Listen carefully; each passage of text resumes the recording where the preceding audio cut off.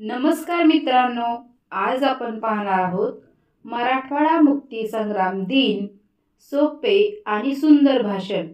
चला तर मग सुरू करूया।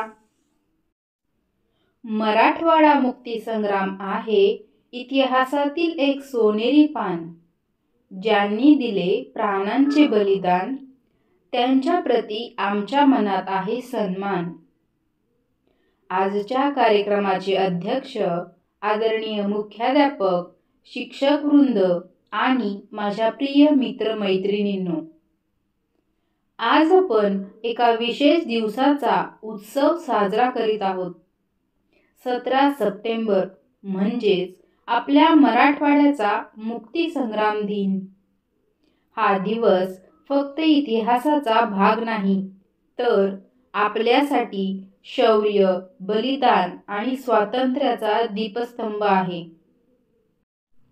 15 ऑगस्ट 1947 साली भारत स्वतंत्र झाला, पण मराठवाडा मात्र अजूनही निजामाच्या अन्यायकारी राजवटीत अडकलेला होता। संपूर्ण भारत स्वातंत्र्याचे गीत गात होता, मात्र इथे अंधार होता। भीतीचा, दडपशाहीचा आणि गुलामगिरीचा अंधार। पण इतिहास साक्षी आहे, जेव्हा जेव्हा अन्याय वाढतो तेव्हा तेव्हा क्रांतीची ठिणगी पेटते। मराठवाड्यातील शूरवीरांनी हाच अंधार फाडून स्वातंत्र्याची मशाल पेटवली।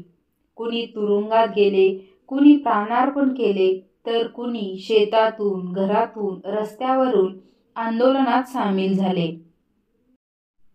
भोवताली दाटला अंधार दुःखाचा, जरी सूर्य सत्याचा उद्या उगवेल आहे खातरी। निजामाच्या जुलमी अन्यायाविरुद्ध स्वामी रामानंद तीर्थ, गोविंदभाई श्रॉफ, शंकरराव चव्हाण यांसारख्या शूरवीरांनी आंदोलनं उभारली।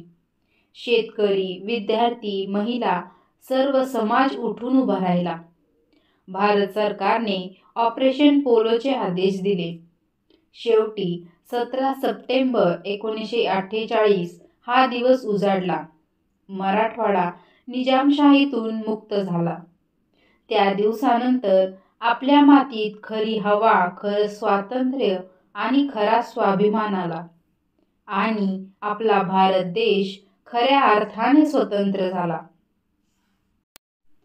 मित्रांनो, हा दिवस आपल्याला शिकवतो की स्वातंत्र्य हे कुणी दिलेलं वरदान नसतं, ते मिळवावं लागतं कष्टाने, त्यागाने आणि धैर्याने।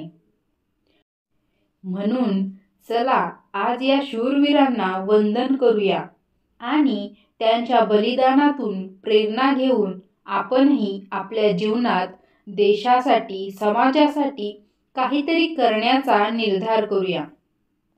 शेवटी जाता जाता एवढंच म्हणावंसं वाटतं, निधडी छाती, निस्पृह बाणा, लवविना मान, अशा आमच्या मराठवाड्याचा आम्हास आहे अभिमान।